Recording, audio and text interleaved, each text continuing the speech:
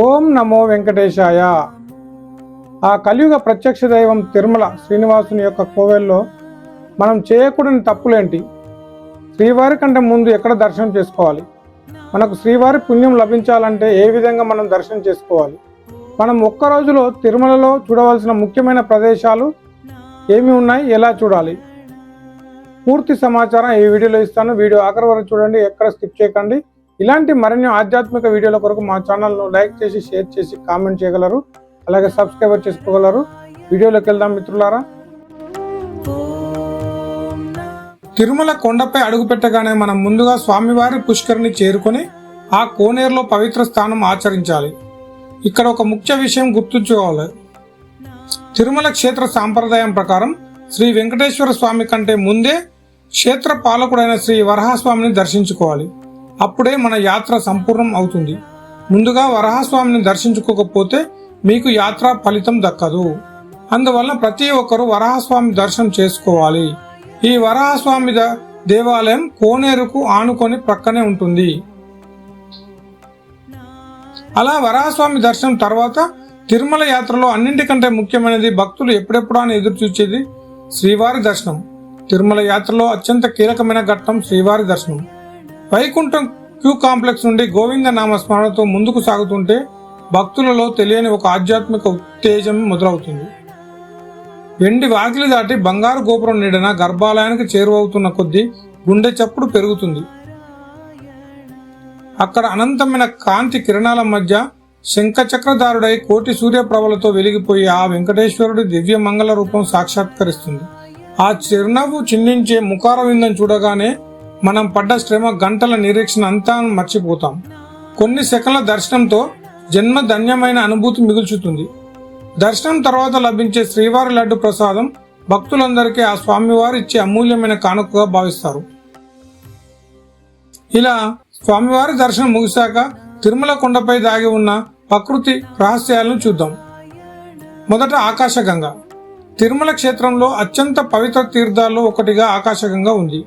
ప్రధాన ఆలయానికి సుమారు 3 కిలోమీటర్ల దూరంలో ఉండే ఈ జలపాతం ప్రకృతి ఒడిలో అద్భుతంగా కనిపిస్తుంది. పురాణాల ప్రకారం అంజనీదేవి ఇక్కడ తపస్సు చేయడం వల్ల హనుమంతుడు జన్మించాడని ప్రతీతి. అందుకే దీనికి ఎంతో ప్రాముఖ్యత ఉంది.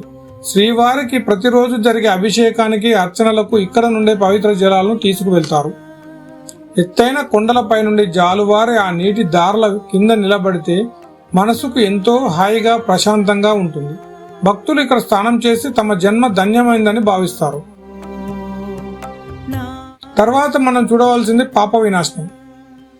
పేరుకు తగ్గట్టే ఇక్కడ స్నానం చేస్తే పాపాలన్నీ తొలగిపోతాయని భక్తుల ప్రగాఢ విశ్వాసం.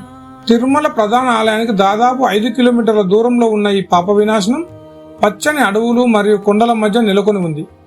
ఇక్కడ ఎప్పుడూ నీరు ప్రవహిస్తూనే ఉంటుంది. భక్తుల సౌకర్యార్థం ఇక్కడ ప్రత్యేకంగా గొట్టాల ద్వారా నీరు పడేలా ఏర్పాటు చేశారు. ఈ తీర్థం వద్ద స్నానం చేయడం వల్ల కేవలం ఆధ్యాత్మిక ఫలితమే కాకుండా ఆ చల్లని నీటి వల్ల శరీరానికి కొంత శక్తి లభిస్తుంది. ఇక్కడికి వెళ్లే దారిలో కనిపించే ప్రకృతి దృశ్యాలు ఫోటోగ్రఫీకి, వీడియో షూటింగ్కి ఎంతో అద్భుతంగా ఉంటాయి. తర్వాత మనం చూడవలసింది శిలాతోరణం. ఎండ తగ్గాక సాయంత్రం వేళ మనం చూడవలసింది శిలాతోరణం. తిరుమల కొండల్లో ప్రకృతి సృష్టించిన ఒక అద్భుత కళాఖండం ఈ శిలాతోరణం. ఇది ప్రపంచంలోనే అత్యంత అరుదైన శిల, సహజ సిద్ధమైన రాతి కట్టడం. భూగర్భ శాస్త్రవేత్తల ప్రకారం ఇది కొన్ని వేల కోట్ల సంవత్సరాల క్రితం ప్రకృతి సిద్ధంగా ఏర్పడిన ఒక అద్భుత కట్టడం అని, ఇది స్వామివారి పాదముద్ర అని కూడా అంటారు. దీనికి అతి సమీపంలోనే చక్రతీర్థం ఉంటుంది. ఇక్కడి ప్రశాంతత మీ ప్రయాణంలోని అలసటను పూర్తిగా తుడిసివేస్తుంది. ప్రపంచంలో ఇలాంటి శిలాతోరణాలు కేవలం 3 మాత్రమే ఉండగా ఆసియా ఖండంలోనే ఇది ఒకటిగా ఉండటం విశేషం. భక్తుల నమ్మకం ప్రకారం శ్రీ వెంకటేశ్వర స్వామి వారు ఆకాశం నుండి భూమికి అడుగు పెట్టినప్పుడు ఆయన పాద పద్మములు ఇక్కడే పడ్డాయని, అందుకే ఈ రాతి కట్టడం స్వామివారి పాదాల ఆకారంలో ఉంటుందని చెబుతారు. సాయంత్రం వేళ ఇక్కడ సూర్యాస్తమయ దృశ్యాలు చాలా అందంగా ఉంటాయి. మీరు వీడియో షూట్ కోసం ఇది ఒక అద్భుతమైన లొకేషన్. చుట్టూ ఉన్న పచ్చని ఉద్యానవనం మరియు ఈ చారిత్రక శిల పర్యాటకులకు ఎంతో ప్రశాంతతను అందిస్తుంది. తర్వాత మనం చూడవలసింది చక్రతీర్థం. తిరుమల క్షేత్రంలోని అత్యంత పవిత్రమైన రహస్యమైన పుణ్యక్షేత్రాల్లో చక్రతీర్థం ఒకటి.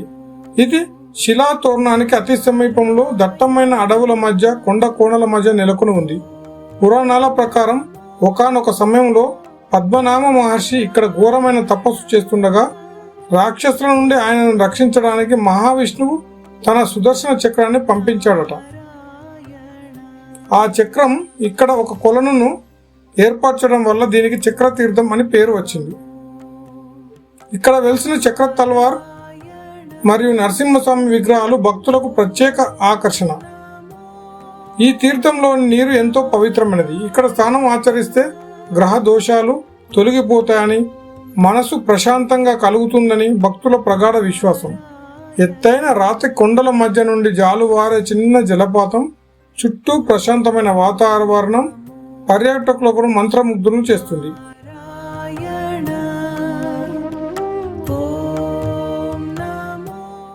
తర్వాత మనం చూడవలసింది జపాలి తీర్థం. తిరుమల అడవుల మధ్య అత్యంత శక్తివంతమైన ప్రశాంతమైన ప్రదేశం జపాలి తీర్థం. శ్రీవారి ఆలయానికి సుమారు 4 కిలోమీటర్ల దూరంలో ఉన్న ఈ తీర్థం హనుమంతుని జన్మస్థానంగా భక్తులు విశ్వసిస్తారు. జపాలి మహర్షి ఇక్కడ తపస్సు చేయడం వల్ల దీనికి పేరు వచ్చింది. లోతైన అడవి మార్గంలో నడుచుకుంటూ వెళ్తుంటే పచ్చని చెట్లు, పక్షుల కిలకిలారావాలు మనసుకు ఎంతో ప్రశాంతతను ఇస్తాయి. ఇక్కడ వెలిసిన ఆంజనేయ స్వామి విగ్రహం ఎంతో ప్రత్యేకం. ఇక్కడ కోనేరులోని పవిత్ర జలాలతో స్నానం చేస్తే గ్రహ దోషాలు పోతాయని, అలాగే మనశ్శాంతి కలుగుతాయని నమ్ముతారు. ముఖ్యంగా సాయంత్రం వేళ ఈ ప్రాంతం ఆధ్యాత్మికతతో నిండిపోయి వీడియో షూటింగ్ కి అద్భుతమైన విజువల్స్ అందిస్తుంది. తిరుమల యాత్రల్లో ప్రకృతిని, భక్తిని ఒకే చోట అనుభవించాలనుకునేవారు తప్పక దర్శించాల్సిన క్షేత్రం ఇది.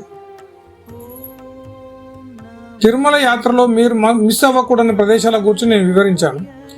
వీటిని చూసారా? అయితే మీ అనుభూతిని కామెంట్ చేయండి. ఈ వీడియో మీకు నచ్చితే లైక్ చేయండి, మీ ఫ్రెండ్స్కి షేర్ చేయండి. మరిన్ని ఇలాంటి ఆధ్యాత్మిక వీడియోల కొరకు మా ఛానల్ను వెంటనే సబ్స్క్రైబ్ చేసుకోండి. ఓం నమో వెంకటేశాయ, ఓం నమో శ్రీనివాసాయ.